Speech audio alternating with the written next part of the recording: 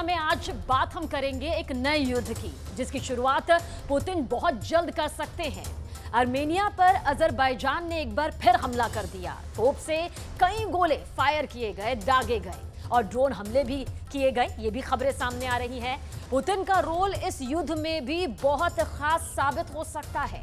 दरअसल यूक्रेन महायुद्ध के बाद वर्ल्ड वॉर की चेन रिएक्शन बनती हुई नजर आ रही है, जो पूरी दुनिया के लिए बहुत ज्यादा डराने वाली बात है।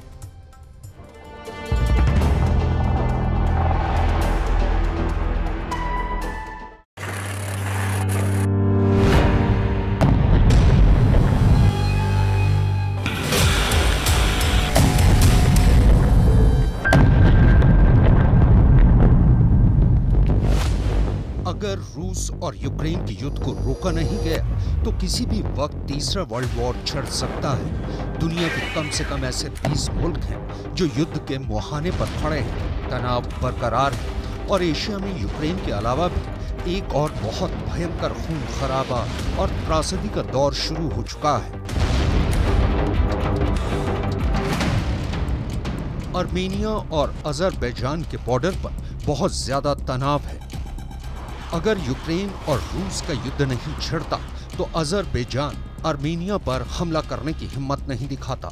लेकिन अब दुनिया में हालात इस तरह से बदल रहे हैं, एक दो नहीं, कम से कम 20 मोर्चों पर युद्ध कभी भी छिड़ सकते हैं। यूक्रेन और रूस में युद्ध पहले से चल रहा है।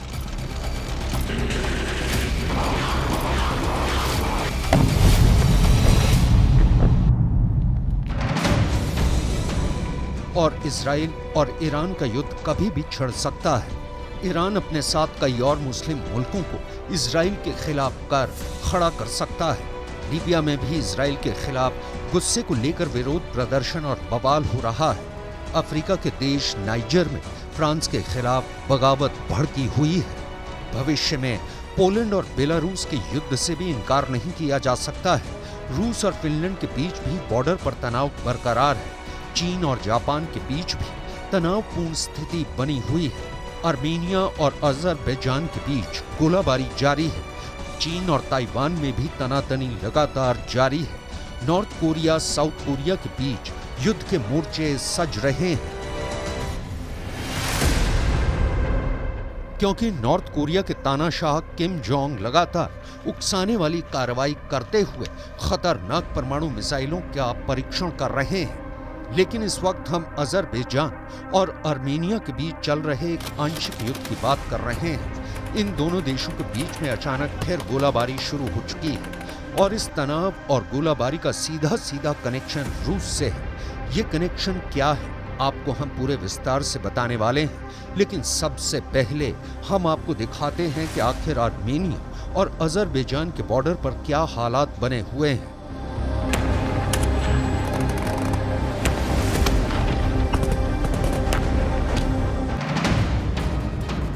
आर्मेनिया के रक्षा मंत्रालय ने अजरबैजान पर आरोप लगाया है कि अजरबैजान की सेना ने आर्मेनिया के सैनिकों पर गोलीबारी की है।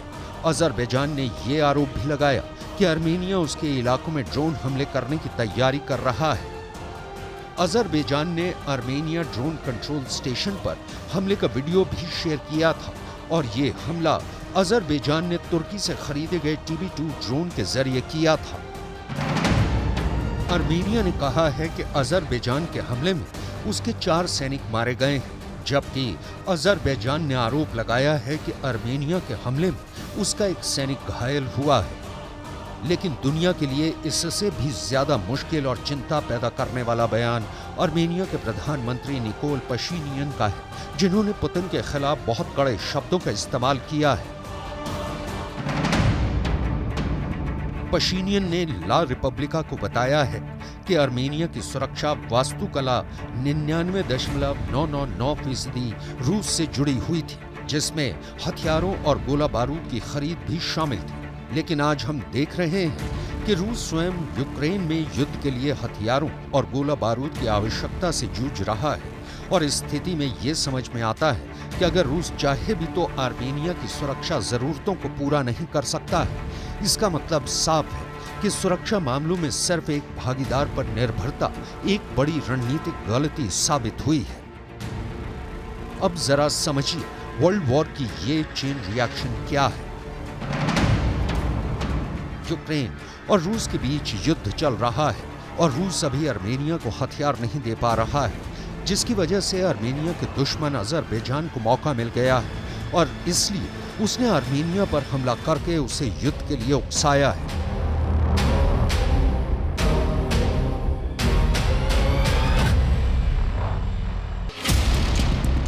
यानी नोट करने वाली बात यह है कि वर्ल्ड वॉर का चेन रिएक्शन धीरे धीरे आगे बढ़ रहा है और एक के बाद एक दुनिया के कई मोर्चों पर तनाव बढ़ने लगा है, क्योंकि पुतिन ने बाइडेन के साथ दुनिया में जो पावर बैलेंस बना रखा था वो अब टूटने लगा है।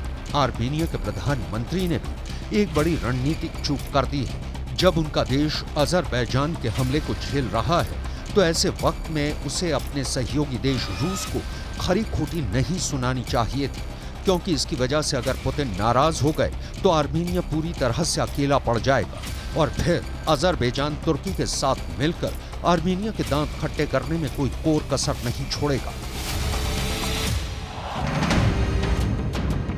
1991 में सोवियत संघ के विघटन के बाद आर्मेनिया ने रूस के साथ अपनी सुरक्षा के लिए समझौता किया था। हालांकि आर्मेनिया को इसका फायदा नहीं हुआ, बल्कि उसे अजरबैजान के हाथों युद्ध में अपने देश के सैकड़ों किलोमीटर की जमीन हारनी पड़ी है। अजरबैजान को एक बार फिर मौका मिल गया है और युद्ध में अकेला पड़ा है। ऐसे में किसी भी वक्त अजरबैजान अपनी सैकड़ों तोपों का मुंह आर्मेनिया की तरफ मोड़कर जंग में अपने सारे अरमान पूरे कर सकता है।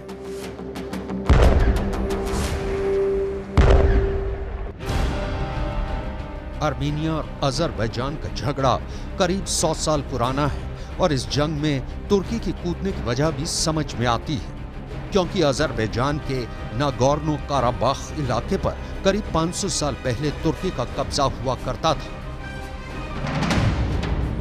दरअसल नागोर्नो काराबाख का इतिहास करीब 2600 साल पुराना है। ये इलाका करीब 4400 वर्ग किलोमीटर में फैला है, जिस पर ईरान, आर्मेनिया, रोम और अरब साम्राज्य का कब्जा रहा है। 1200 साल पहले नागोर्नो काराबाख ने खुद को अर्तसाख के नाम से आजाद देश घोषित कर दिया था।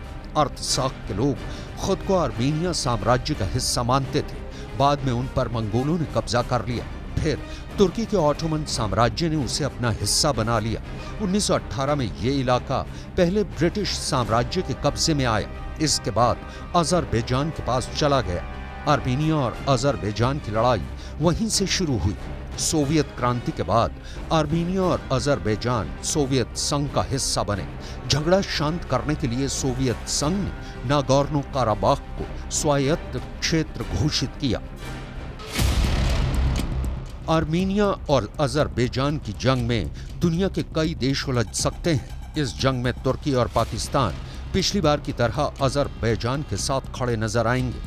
2020 में आर्मेनिया और अजरबैजान के बीच हुई जंग में जिस तरह तुर्की ने खुलेआम अजरबैजान का समर्थन किया था और उसे हथियार सप्लाई किए थे, उससे साफ लगता है कि दुनिया के सामने एक और बड़ी जंग का खतरा खड़ा है।